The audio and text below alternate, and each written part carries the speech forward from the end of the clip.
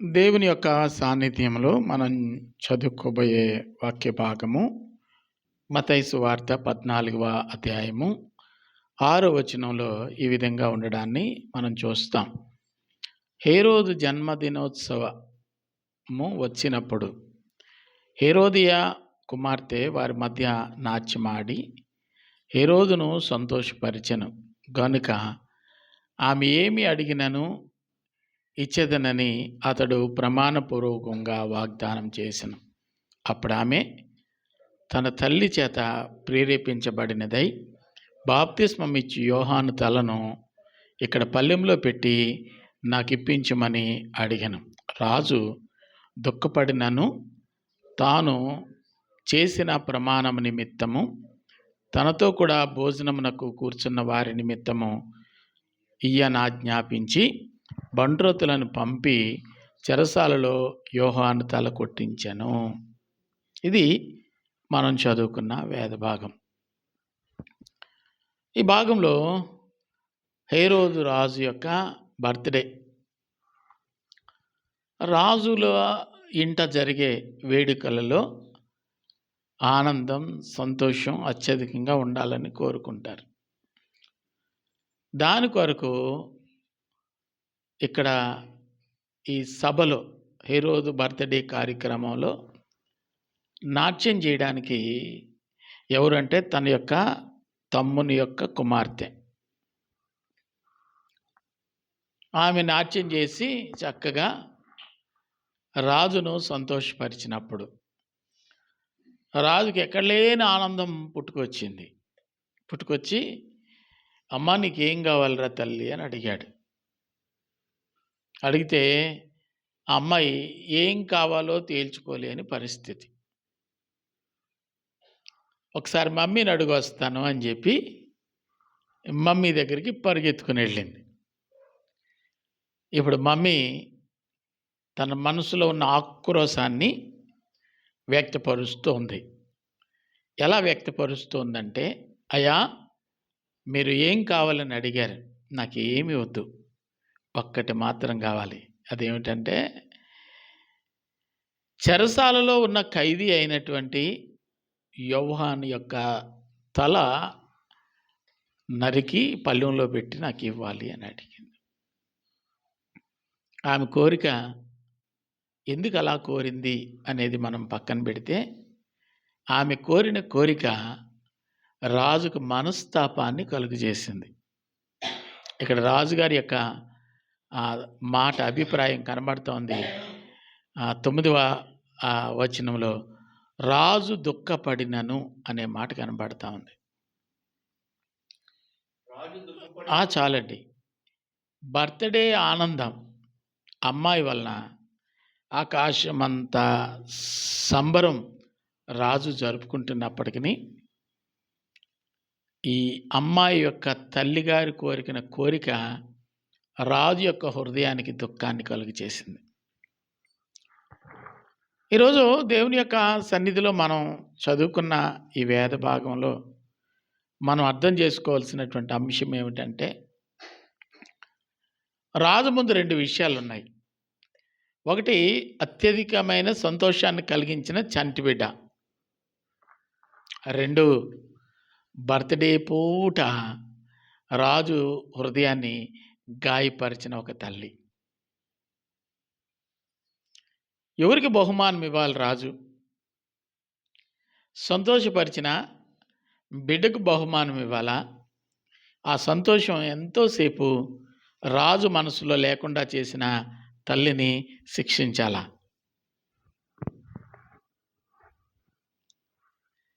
జ్ఞాని మెదడు మోకాల్లోకి వస్తే ఎలా ఉంటుందో రాజు ఆలోచన అలా ఏడిసింది. ఇక్కడ అమ్మాయికి ఇస్తానని చెప్పిన మాట చొప్పున అది ఎంతటి తీవ్రమైనదైనా నేను చేసేయాలి. ఇది రాజు యొక్క ఆలోచన. అన్నాడేమో, నేను మాట తప్పను, మడమ తిప్పను అన్నాడేమో. ఎవరు? ఈ రాజు. కాబట్టి వెంటనే భటులు పిలిపించాడు. కొంత దుఃఖం ఉన్నప్పటికీ భటులు పిలిపించాడు. ఆమె కోరినట్లుగానే సేవకుని యొక్క శిరస్సు ఖండించటం జరిగింది. చాలా పరిస్థితుల్లో మొగమాటానికి పోయి నీతిని మర్చిపోయే ప్రమాదం కూడా మనం చూస్తాం. దానియేలుని వాళ్ళ మాట వీళ్ళ మాట విని సింహపు బోనులో వేసేశాడు. షద్రకు మేషక్ అబేద్నెగో అనేవారిని అగ్నిగుండంలో వేసేశాడు. కానీ రాజు మనస్తాపానికి గురై రాత్రంతా నిద్ర లేకుండా గడిపాడట. రాజ్యంలో సానిక నాదము వినబడకుండా నిలిపివేయబడిందని బైబిల్లో కనబడతా ఉంటుంది. సంతోషం లేదు, పాటలు లేవు, ఏమీ లేదు. ఇంత రాజుకి ఇష్టం లేని కార్యం ఎవరి కొరకు రాజు చేయవలసి వచ్చింది? ఇక్కడ రాజుకి ఇష్టం లేని కార్యం ఎవరి కొరకు చేస్తూ ఉన్నాడు? కారణం మనం ఆలోచన చేస్తే, రాజు అనేవాడు ఎప్పుడు రాజుగా నిలుస్తాడు అంటే నీతి వైపు నిలిచినప్పుడే రాజుగా నిలుస్తాడు. సత్యం వైపు నిలిచినప్పుడే రాజుగా నిలుస్తాడు. సత్యాన్ని దాటిపోతే, అసత్యము వైపు లాలూచి పడితే అతడేం రాజండి? అతడు రాజు ఎలా అవుతాడు? న్యాయవంతుడు ఎలా అవుతాడు? యథార్థపరుడు ఎలా అవుతాడు? ఆయన తీర్పు సత్యమైనది ఎలా అవుతుంది? ఇక్కడ ఆమె కోరిన కోరిక ఇక తీర్చకపోతే కుదరదు కదా అనేది ఒక ధర్మ సంబంధమైనటువంటి ఆలోచనగా కనిపించవచ్చు. అసలు ఆవిడ కోరికే ఎందుకు తీర్చాలి? ఆవిడ కోరికే ఎందుకు తీర్చాలి? మమ్మీ అలాగే అంటది, కానీ నీకేం కావాలి చెప్పురా అని అడగొచ్చు కదా. కష్టపడింది ఈ అమ్మాయి, నాట్యం చేసింది ఈ అమ్మాయి, సంతోషపరిచింది ఈ అమ్మాయి. కానీ ఆమె చెప్తుంది. ఎందుకు చెప్తుందో తెలుసా? ఆమె మాట ఎందుకు రాజు వినవలసి వచ్చిందో తెలుసా? రాజుతో తనకున్న అక్రమ సంబంధాన్ని, రాజు తనతో పెట్టుకున్నటువంటి పాప సంబంధాన్ని రాజు వదులుకోలేక పాపానికి మార్కులు వేశాడు, సత్యానికి 0 చుట్టాడు. ఈ భూమి మీద చాలామంది న్యాయాధిపతులు ఉంటారు. ఇద్దరు అన్నదమ్ములు ఆస్తి గొడవలు పడుతున్నప్పుడు పెద్దలు పిలిస్తే, ఈ పెద్దలకి ఎవడు అనుకూలమో వాడి వైపే న్యాయం చెప్తారు. సత్యం మరుగున పడిపోతుంది. ఇక్కడ కూడా అదే జరుగుతుంది. ఏం జరుగుతుందంటే, ఆమె మాట చొప్పున, ఎవరి మాట చొప్పునండి? ఒక పాపాత్మురాలైనటువంటి స్త్రీ మాట చొప్పున 14వ అధ్యాయం మొదటి నుంచి మనం చదివితే కనబడుతూ ఉంటుంది. 4వ వచనంలో ఎందుకట ఈ కోపం వచ్చిందంటే, యోహాను వార్నింగ్ ఇచ్చాడు ఆవిడికి. ఏమని వార్నింగ్ ఇచ్చాడు అంటే, ఇక్కడ కనబడుతోంది, నీవు నీ సోదరుడైన ఫిలిప్పి భార్యకు హేరోదును ఉంచుకొనుట న్యాయం కాదని యోహాను హెచ్చరించాడు. రాజుగారు, జనాలందరిలో నీ అంతటోడు లేడని అందరూ అనుకోవచ్చు, కానీ నువ్వు చేస్తున్నది ఏమిటి తెలుసా? అక్రమం. నీ సహోదరుని యొక్క భార్యతో నీవు అక్రమ సంబంధం పెట్టుకున్నావు. ఇప్పుడు అసలు కోప్పడాల్సింది ఎవరు కోప్పడాలా? రాజు కోప్పడాలా. నేను రాజునైనప్పటికీ నన్ను నువ్వు మాట్లాడతావా అని రాజు కోప్పడాలి. అంతేనండి. రాజు ఏమో ఇక్కడ ఏం చేస్తున్నాడంటే బాధపడుతున్నాడు. అంటే నేను అర్థం చేసుకున్న విషయం ఏంటంటే, ఏదో భయంకరమైనటువంటి ఒత్తిడి రాజు మీద బలంగా ఉండటం వల్ల ఆ పాపానికి రాజు దాసోహం అయిపోయాడని నేను అర్థం చేసుకుంటూ ఉన్నా. ఇలాగ కూడా జరుగుతుందా అంటే, యోసేపు ఫరో కోటలో ఉన్నప్పుడు, యోసేపు సత్యవంతుడే అయినప్పటికీ ఫరో భార్య యొక్క ఒత్తిడి మేరకు యోసేపును పాపంలో దించాలని ప్రయత్నం చేసిన సందర్భం మీకు జ్ఞాపకం చేస్తున్నా. అలాంటి పరిస్థితి ఏదో ఇక్కడ హేరోదుకి ఎదురయ్యి ఉంటుంది. అందుకే హేరోదు యోహాను శిరచ్ఛేదనము అనే మాట వినినప్పుడు తన హృదయంలో దుఃఖం వచ్చింది. నన్నే హెచ్చరిస్తావా అని రాజు అయిన హేరోదు యోహాను మీద మారు మాట మాట్లాడలేదు. పైగా యోహానును చంపేయాలని ఒక ఆలోచన ఆమెలో పుట్టినప్పుడు అతను ఎక్కువగా బాధపడినట్లుగా ఈ భాగాన్ని చూస్తున్నాం. అంటే మనకి హేరోదు చెడ్డోడు అని ఒకవైపు నుంచి మనం అనుకుంటాం, కానీ హేరోదు యొక్క మనస్సు ఇక్కడ చాలా మంచిదిగా కనబడుతున్నట్లుగా మనం అర్థం చేసుకోవాలి. ప్రజల మాట అన్ని వేళల్లో తీసుకోకూడదు.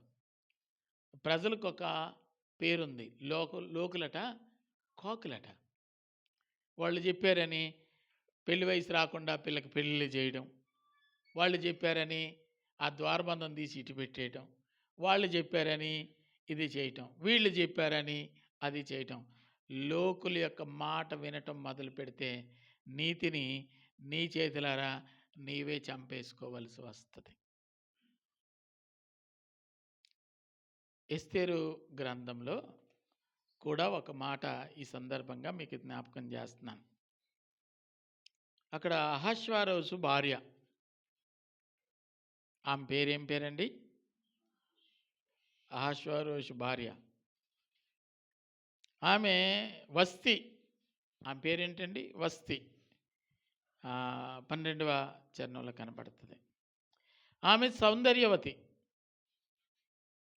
ఎన్ని మ్యారేజ్ బ్యూరోలకు వెళ్ళి ఆయన సంబంధం చూసుకొని ఇష్టపడి పెళ్లి చేసుకున్నాడో నాకు తెలియదు, కానీ ఆయనకి ఇష్టరాలు, సౌందర్యవంతురాలు, రాజుగారి భార్య, రాజు చేత అమితంగా ప్రేమించబడుతున్న ఇల్లాలు. తెలిసి రాజుగారి ఎదుట ఏ తప్పిదము ఆమె ఎప్పుడు చేయలేదు. చేసిందా? ఏం చేయాల? మంచి ఇల్లాలు. నేను అలాగే అంటాను, ఆమె మంచి ఇల్లాలు. రాజుగారికి సంతోషం పూనకం వచ్చినట్లుంది. పూనకం వచ్చి ఉన్నట్టుండి నా 120 సంస్థానాల్లో ఉన్నటువంటి ఈ చోటా రాజులందరినీ సమావేశపరిచి ఒక క్రిస్మస్ వేడుక చేసుకుందామని అనుకున్నాడేమో. ఎవరో ఆలోచన పుట్టించి ఉంటారు. ఆలోచన పుట్టిందే తడవు రాజ్యంలో అధికారులుగా పనిచేస్తున్నటువంటి తోటి సిబ్బంది అంతటిని రాజు కేకేశాడు. వాళ్ళందరూ వచ్చారు. వాళ్ళందరికీ కావలసిన బిర్యానీ, వాళ్ళందరికీ కావలసిన మందు పోస్తా ఉన్నాడు. ఇప్పుడు మందు నెత్తికెక్కిన తర్వాత వాళ్ళందరూ రాజుతో ఈ మాటలు మాట్లాడటం మొదలు పెడుతున్నారు. ఏమని మొదలు పెడుతున్నారంటే, ఈ శుభదినాన మహారాజా, మేమెంత తాగినా కిక్కెక్కటం లేదు, ఈ శుభదినాన తమరు రాణి సమేతంగా సింహాసనం మీద ఉంటే చూడాలని ఆశపడుతున్నాము అన్నారు.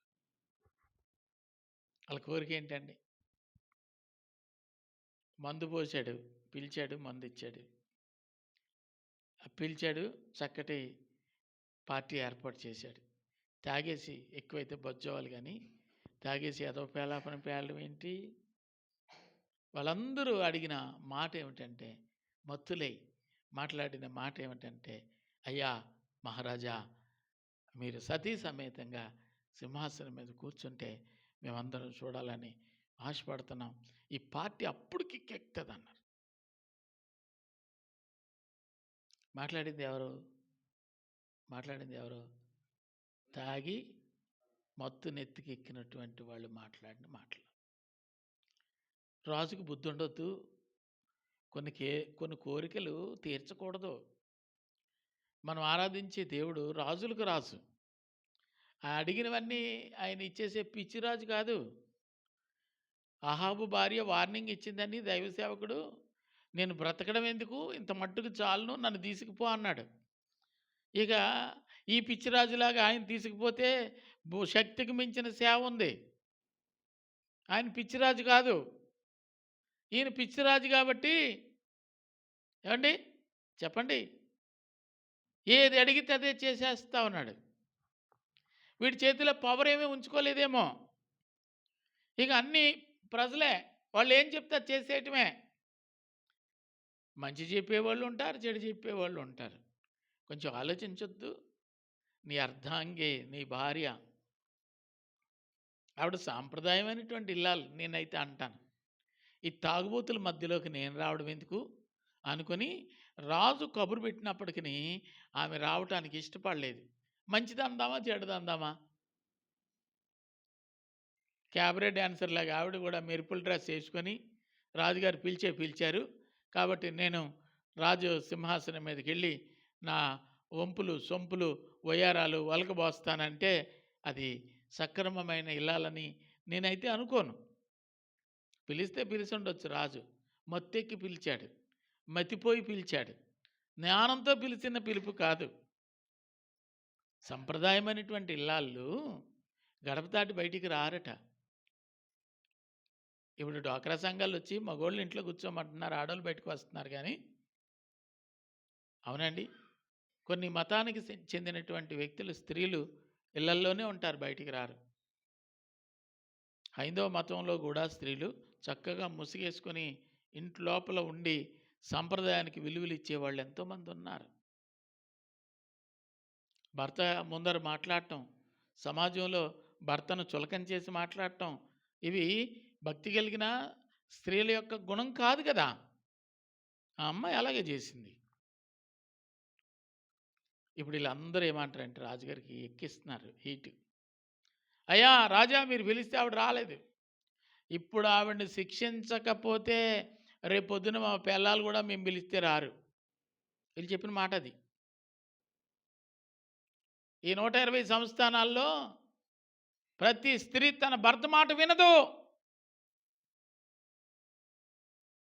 కాబట్టి మా కాపురాలు నిలబడాలంటే, మా ఇళ్లల్లో మేము మగవాళ్ళం అనిపించుకోవాలంటే నువ్వేం చేయాలంటే మీ ఆవిడని చంపేయాల. ఎంత తెలివిగా మాట్లాడుతున్నారండి సమాజం. ఈడాల ఇంటి దగ్గర మగోడు అనిపించుకోవాలని అంటేనంట నువ్వేం చేయాలటండి, నీ భార్యని విడిచిపెట్టేయాలి. శిక్ష చాలా కఠినంగా ఉండాలి, చాలా ఘోరంగా ఉండాలి. లేకపోతే మా వాళ్ళందరూ మమ్మల్ని అవమానపరుస్తారు. ఉందండి, వాళ్ళ అభ్యర్థన అలా ఉంది. నీ కాపురం నిలబడడానికి నా కాపురం కూల్చుకోమంటే ఎలా అనే ఆలోచన, కనీసపు ఆలోచన ఆ రాజుకుండొద్దు. ఈరోజు అలాంటి పిచ్చిరాజులు చాలామంది ఉన్నారు. అమ్మ చెప్పిందని పిల్లాన్ని వదిలేసేవాళ్ళు, అన్న చెప్పాడని భార్యను వదిలేసిన వాళ్ళు, కుటుంబస్తులు చెప్పారు అని చెప్పి ఇంటి ఇళ్ళని నిష్ఠూర పెట్టినోళ్ళు ఈ కోవకే వస్తారు. నీ ఇంటిని నీవు సర్వనాశనం చేసుకునే వ్యక్తిగా ఉండడానికి వీల్లేదు. ప్రతి విమర్శ నీ కొంప కూలిపోయేటట్లుంది. ఇక్కడ నీ వ్యక్తిగత విలువలు మంట కలిసిపోయేటట్లున్నాయి. ఇక్కడ హేరోదుతో ఎన్నో మాటలు మాట్లాడతారు, కానీ హేరోదుకి తెలుసు కదా ఇతడు జ్ఞానం కలిగిన దైవ సేవకుడు, దైవాత్మ కలిగిన దైవ సేవకుడు, రహస్యంగా నేను చేస్తున్న పాపాన్ని బాహాటంగా హెచ్చరించినటువంటి సత్యమైనటువంటి దైవ సేవకుడు. ఎవరికి తెలుసు? హేరోదుకు తెలుసు. అందుకే అతను దుఃఖపడ్డాడు. ఈ పెంటముండ ఇలాంటి కోరింది ఏంటి? అయితే నేను రాజవంశంలో పుట్టాను, నాకు చిన్నప్పటి నుంచి నేను నేర్చుకున్నది ఏంటంటే మాట తప్పకూడదు. ఈ దుష్ట సిద్ధాంతం, మాట తప్పకూడదు. మాట ఇచ్చాను కాబట్టి చేయక తప్పదు. భటులారా, మీరు వెళ్ళి జైల్లో ఉన్నటువంటి ఎవరిని తీసుకురావాలటండి? బంధించిన యోహాన్ని తీసుకురావడంలో మగతనం ఏముందండి? సంసోనును బంధించారు కదా, బంధించారు కాబట్టి ఇప్పుడు ఏమైనా చేస్తారు వాళ్ళు.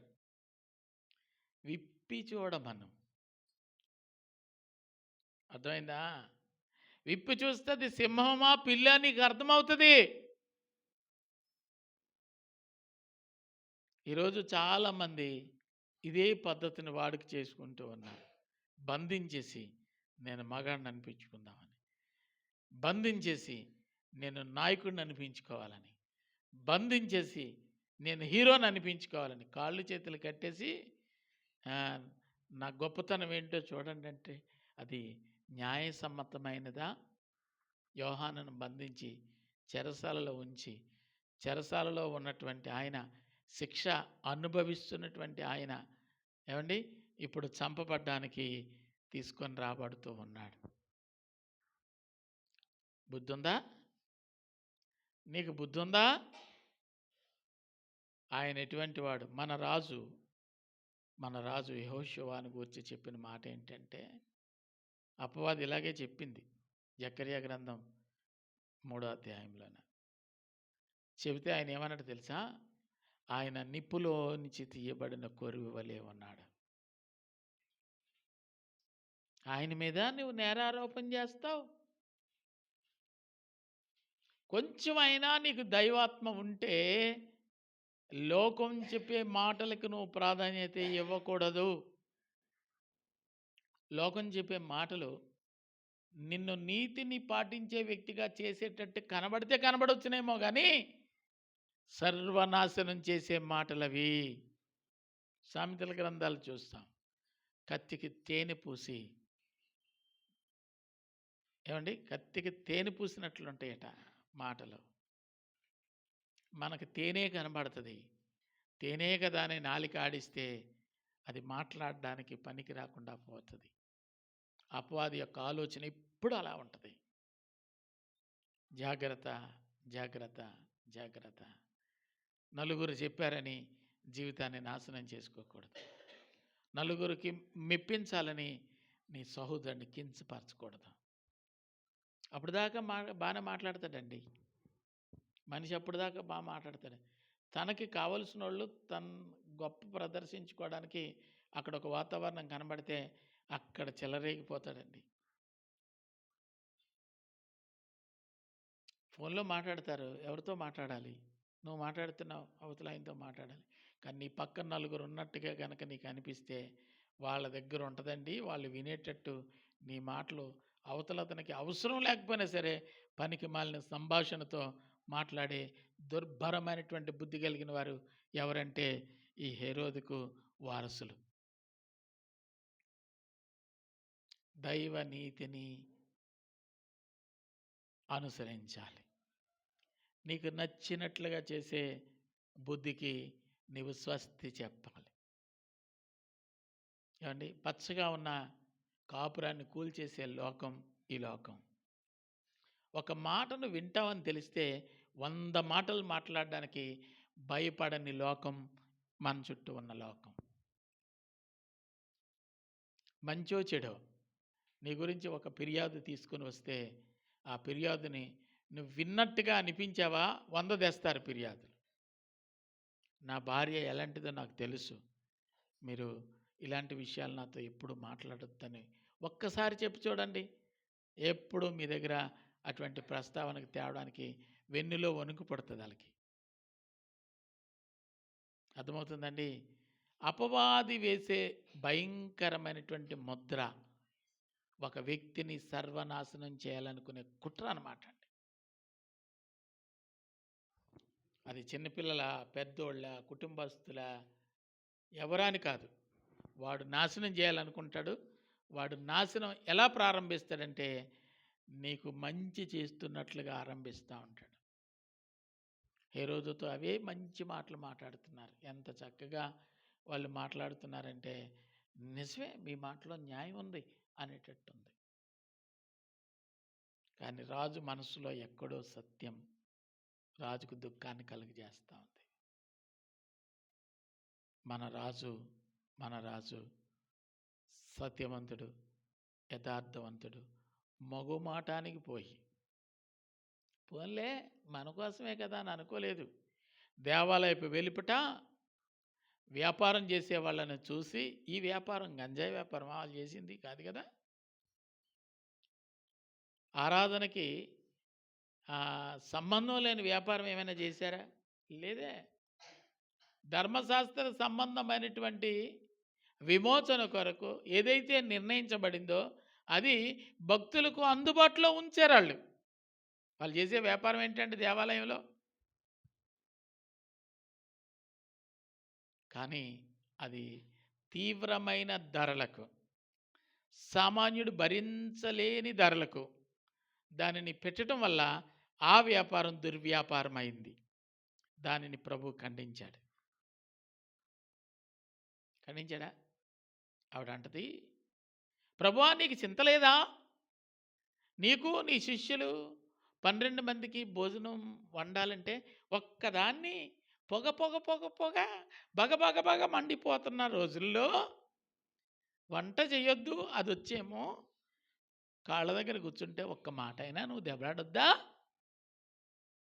చూసేవాళ్ళకి ఈ అమ్మ మాటలు సంభాషణ ఎంత బాగున్నట్టు అనిపించింది. కానీ ప్రభు నీ మాటలు కొంచెం మృదువుగా ఉన్నాయని ఆయన పొంగిపోయి నీకు సపోర్ట్ చేసేవాడు కాదు. ఆ మాటల యొక్క ఆంతర్యము ఎంత భయంకరమైనదో ఎరిగిన దేవుడు హెచ్చరించడం మొదలుపెట్టాడు. ఆమె ఉత్తమమైనది కోరుకున్నది. మన కళ్ళ ముందు మన చుట్టూ ఉన్న పిచ్చిరాజులు లాంటి వాడు కాదు మనం ఆరాధించే రాజు మన ప్రభు. సత్యాన్ని మాత్రమే, నీతిని మాత్రమే, యథార్థతను మాత్రమే ప్రేమించి జరిగించే రాజు. ఆయన న్యాయం తీర్చటం మొదలు పెడితే ఈ బొల్లి కబుర్లన్నీ బొడుక్కున మునిగిపోతాయి. ఈ అబద్ధాలు, ఈ మోసాలు, ఈ తాంత్రిక స్వభావాలు, బయటికి కనిపించే వేషధారణ ఇవేమీ నిలవవు. అర్థమవుతుందా? ప్రభువా నేను ఎలాంటి కార్యాలు చేశానో నీకు తెలియదా? ఎన్ని ఉపవాసాలు ఉన్నాను, ఎన్ని ధర్మ కార్యాలు చేశాను, ఎంతమందికి భోజనాలు పెట్టాను అని ఎవడంటున్నాడండి? సుంకరి పరిసయ్యుని యొక్క ప్రార్థనలలో కనబడతా ఉంటుంది. ఏదో ప్రభు దగ్గర మార్కులు కొట్టేద్దామని ట్రై చేస్తున్నాడు పాపం. సర్వోన్నతుడా నీ ఎదుట కనీసం కన్నులెత్తడానికి కూడా నేను యోగ్యుడని కాదు. తగ్గించుకున్నాడు.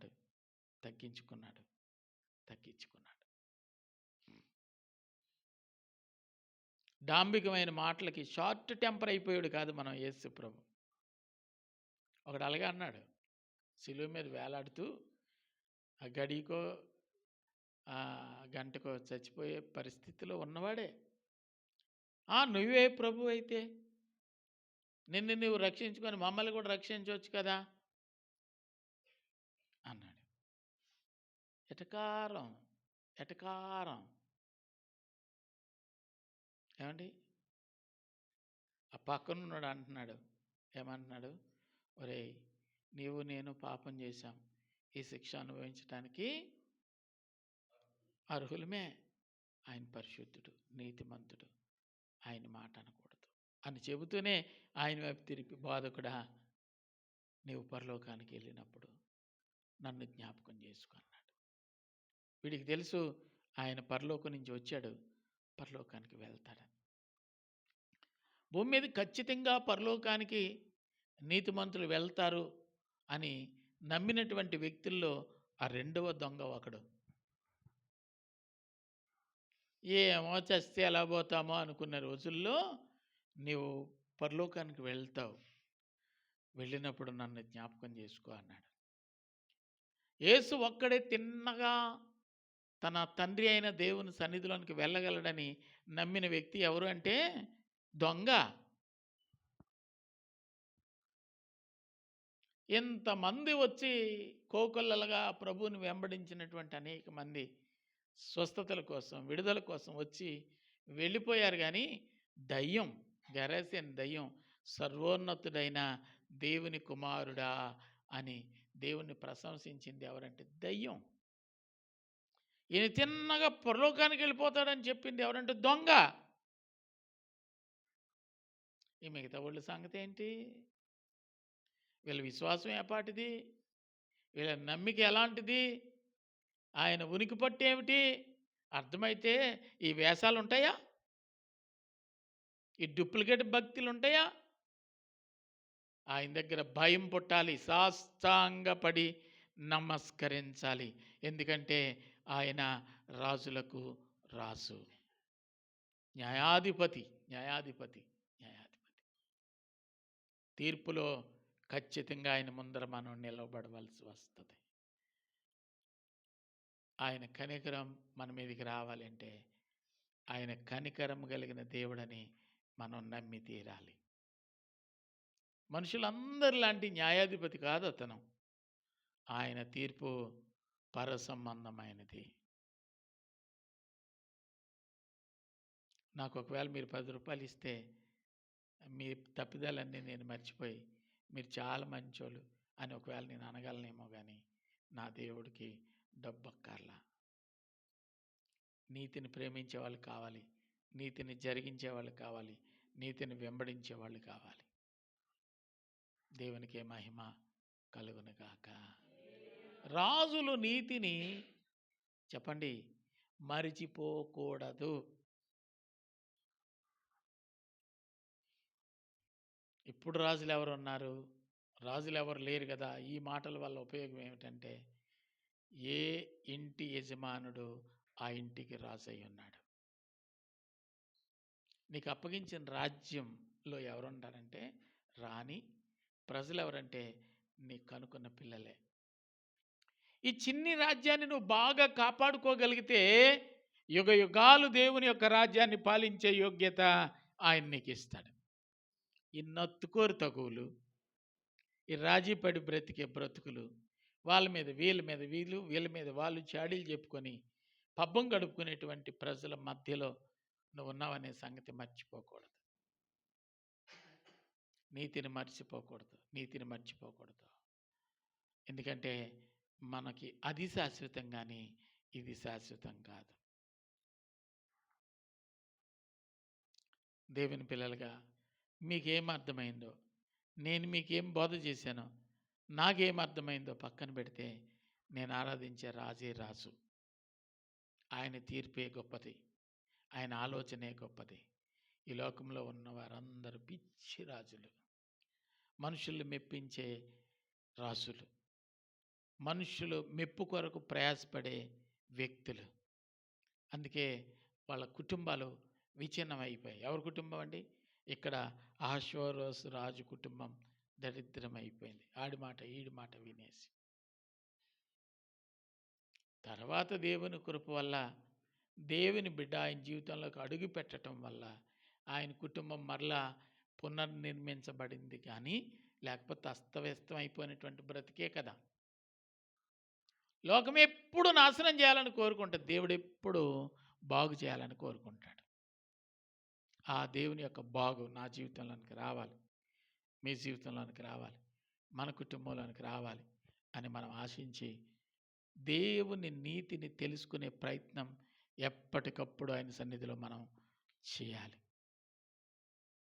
యెహోషాపాతు రాజు యుద్ధానికి వెళ్దాము అంటే ఇక్కడ జీవం కలిగిన దేవుని పక్షంగా మనకి సత్యం చెప్పే ప్రవక్త కావాలి అన్నాడు. అప్పుడే నా ప్రయాణం, నా ఆలోచన, నా యొక్క గమ్యం ఆశీర్వాదకరంగా ఉంటుంది. నీ విశ్వాసం, నీ సిద్ధాంతం పరిస్థితులు బట్టి మారిపోకూడదు. పరిస్థితులు ఎలా ఉన్నా, అనుకూలమా ప్రతికూలమా, దానికి తగ్గట్టుగా ఏ ఎండకు ఆ గొడుగు పట్టే వ్యక్తిత్వాన్ని వద్దండి. నీతి నీతే, యథార్థత యథార్థతే, సత్యం సత్యమే, అంతే. మన నీతి మురికి గుడ్డట. పోన్లే అర్రా ఏమండి, పోన్లే అరంట. కూతురు తప్పు చేస్తే పోన్లే అరంట, కోళ్ళు తప్పు చేస్తే పోన్లే అంటవా? పెద్ద పెద్ద కలర్ వాల్ పోస్టులు వేసి అంటించేస్తాం ఊరంతాను. మరి అప్పుడు ఈ సత్యం, ఈ నీతి, ఈ గైబుచ్చుకునే స్వభావం మరి ఇప్పుడు ఉండాలి కదా. వద్దు, లోకం చెప్పినట్టుగా నడవద్దు, దేవుడు చెప్పినట్టుగా నడిచే వాడికి మనం చేసుకున్న నాడు దేవుని యొక్క రాజ్యంలో అడుగు పెట్టడానికి అర్హులం అవుతాం. తలలు ఉంచుదాం, ప్రార్థన చేద్దాం. ప్రభు సన్నిధిలో మహోన్నతుడైన దేవ,